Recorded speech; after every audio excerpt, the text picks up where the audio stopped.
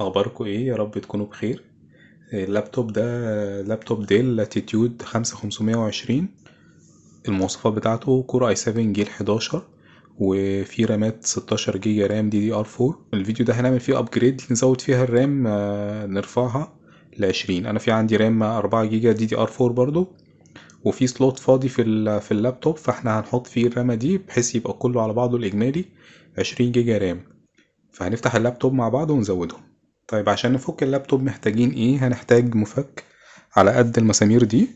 فعندي التول كات دي فيها مفكات للإلكترونيات. أنا كنت شاريتها قبل كده ووريتكم فيديو ليها من هاردن، كويسة جدا. ومهم جدا انت بتفك أي مسمار، خصوصا الحاجة بتاعت الإلكترونيات زي اللابتوب أو كده، يبقى المسمار البت أو اللقمة بتاعته على قد المسمار بالظبط عشان ما تبوظش المسمار. فالمسمار ده هنجرب معاه اللقمة دي ونشوف هي على قد ولا لا الأول قبل ما نفك. فهي دي مناسبة، فهي دي اللي هنستخدمها.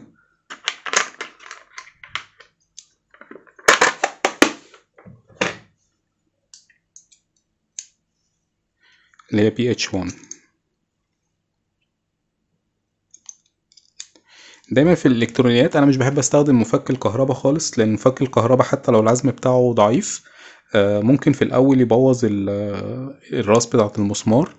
فأنا بستخدم مفك عادي خالص، حتى لو في الأول يعني لغاية ما نفك الربط وبعد كده تكملوا كهرباء أو زي ما تحبوا. لكن أنا بفضل في الحاجات الحساسة اللي زي كده أو المسامير الصغيرة إن أنا أستخدم مفك عادي، لأن إيدي هتبقى حساسة أكتر منه، يعني أكتر من حتى العزم بتاعه. يعني حتى لو زي مفك الكهرباء اللي عندي في كذا عزم مختلف ليه، لكن برضو مش بحب استخدمه في الحاجات الضعيفة اللي زي كده. فهنفك الظهر. عشان نفكه احنا محتاجين اللقمة دي زي ما اتفقنا والمفك ده، وهنحتاج حاجة زي كده نرفع بيها الكفر ده بحيث ان احنا ما نبوظش الكليبسات اللي تحت.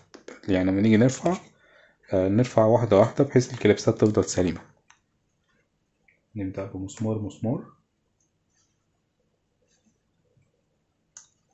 انا بحب امشي بالترتيب، وكمان اهوي المسامير واحدة واحدة، يعني ما فكش المسمار لاخره خالص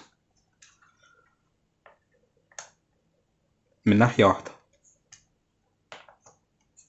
بحب ايه افكهم واحدة واحدة بحيث ما يبقاش فيه ضغط في مكان ومكان تاني مفهوش ضغط. انا مش عارف هي معلومة صح ولا لا، بس انا بفضل ان انا اعمل كده. وبعد كده عادي بفك بقى خالص.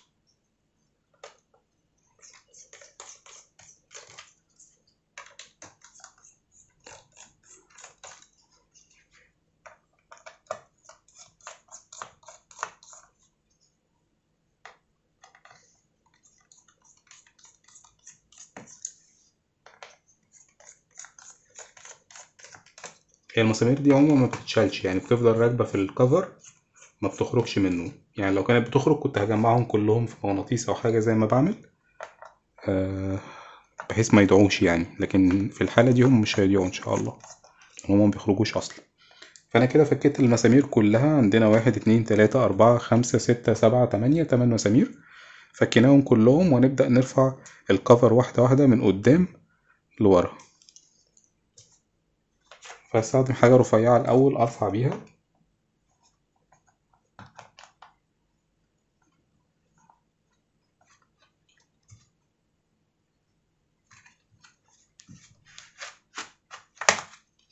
أهو سمعت صوت الكليبس بدأ يخرج.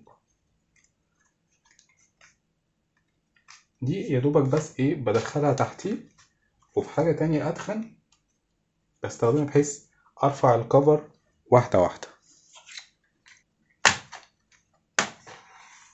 وبمشي واحدة واحدة. هتلاقي الكليبسات كلها بتبدأ تفك ورا بعضها. طبعا بشويش خالص.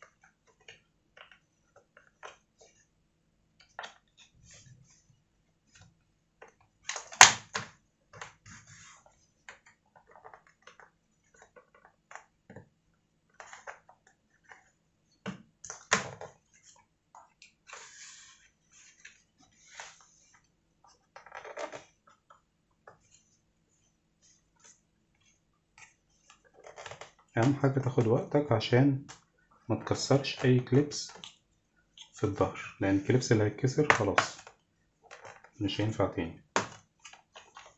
انا بمشي معاه واحده واحده حتى لو هياخد مني وقت، المهم اني في الاخر افكه من غير ما يبقى فيه اي دامج للجهاز، مفيش اي ضرر يعني للجهاز، هيبدأ كده يترفع معانا عادي.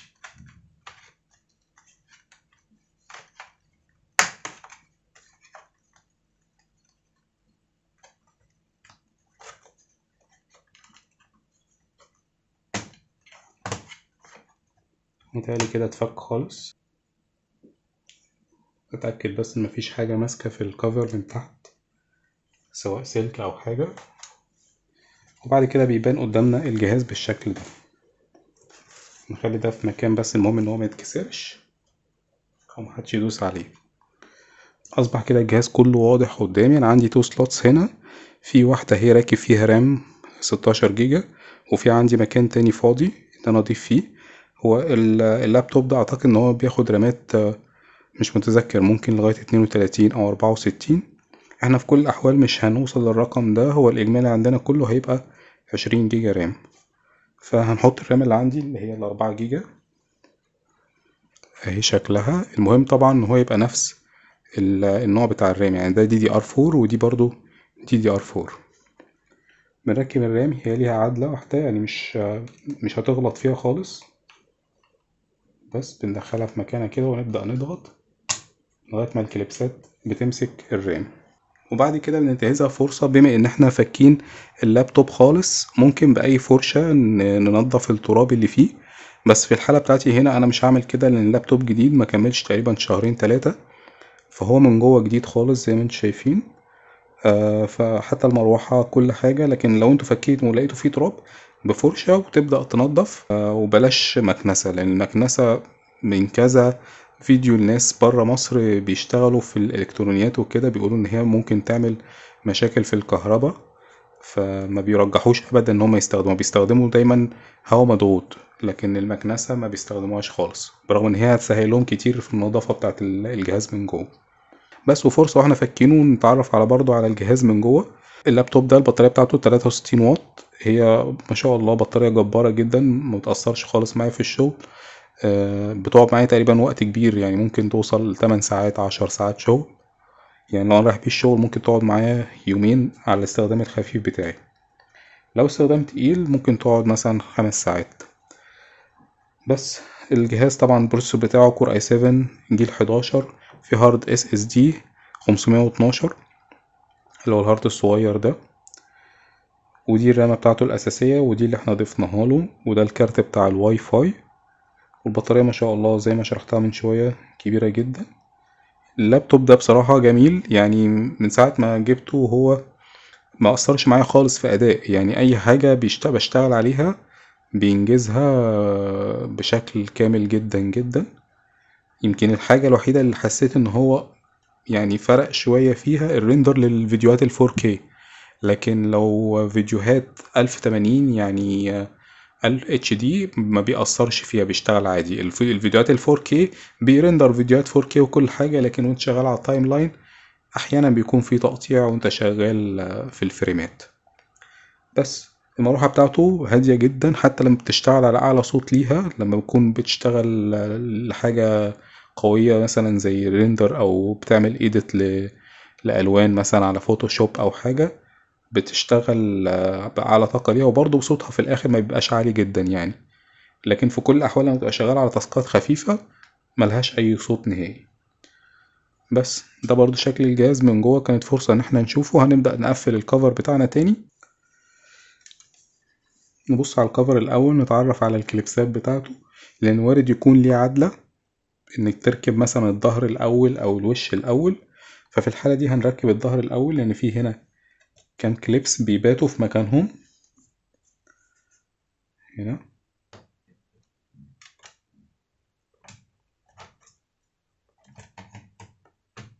كده.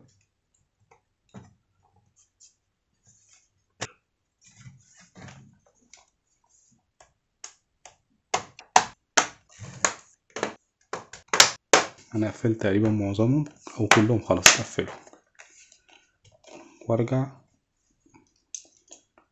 اقفل المسامير بنفس الطريقة، يعني مش هضغط عليهم للاخر، هنا لميت شوية وهكمل اللي وراه وهكذا.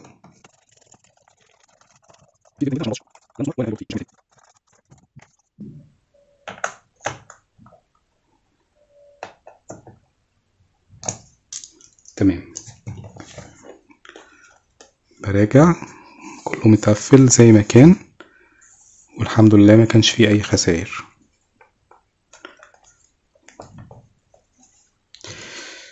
بس دي كانت تجربة حبيت برضو اشارككم بيها، يعني حاجة خفيفة كده، ان احنا زودنا الرام بتاعة اللابتوب. هي مش هتفرق معايا كتير بصراحة، لان انا مش من الناس اللي بيفتحوا تابس كتيرة مثلا على جوجل كروم، او ان هما بيشتغلوا على تاسكات كتير جنب بعضها ويسيبوا حاجات كتير مفتوحة. لكن في ناس ممكن يكون بيفرق معاهم، بس بما ان انا عندي فيه رام زيادة فحبيت ان انا استفيد بيها وعلي الرام. بشكركم وان شاء الله اشوفكم في فيديو جديد.